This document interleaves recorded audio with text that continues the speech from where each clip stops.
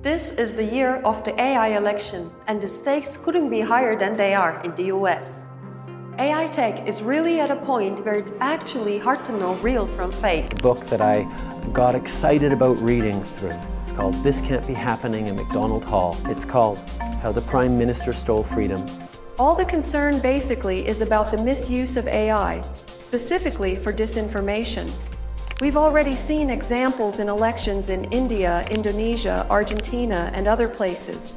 Even in the US, we've had things such as this fake phone call from President Biden.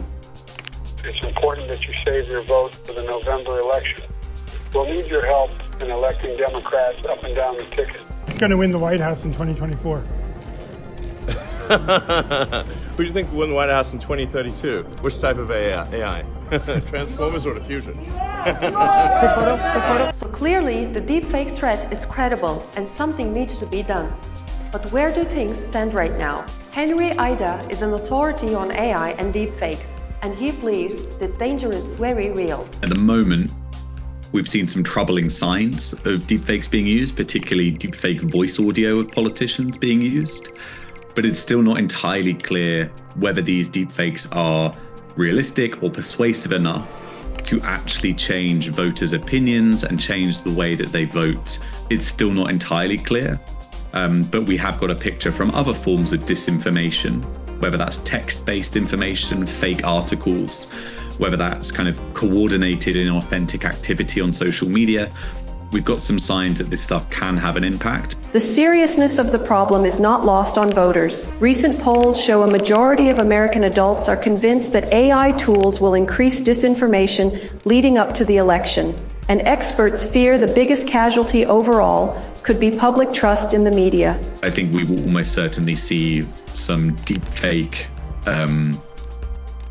attempts to fool voters. I don't think that will necessarily come from the political parties, but I think there's definitely a good chance that you might see supporters try and, defame or target the opposition. So the danger for me really is actually about a complete breakdown in trust in all media, whether it's real or not. And this is something that we've observed, is that people are increasingly doubting the authenticity of real media because they're saying it could be a deepfake. We are starting to see signs of the undermining of the information ecosystem. Now comes the tricky part. How do you tackle this problem? And is it even possible? Lawmakers are pushing for legislation, and some states have already drawn up some laws. But experts are warning it certainly won't be that easy. But ultimately, the technology is, the cat is out of the bag, and bad actors will find ways to use it and deploy it, even if it's more difficult. Social media companies will ramp up their efforts to engage in content moderation, in trying to understand and capture the kind of disinformation landscape at that time. So all of the big social media platforms have now got policies against deceptive deepfakes. But the big challenge for the social media companies is enforcement. I'm not saying that legislation targeting malicious uses of deepfakes is not something which is important. In terms of, will it actually stop bad actors from trying? No, of course not. Okay, to wrap it up, this is where we are. There's a big question mark over laws to regulate AI, and people can't really tell the difference between real and deep fakes.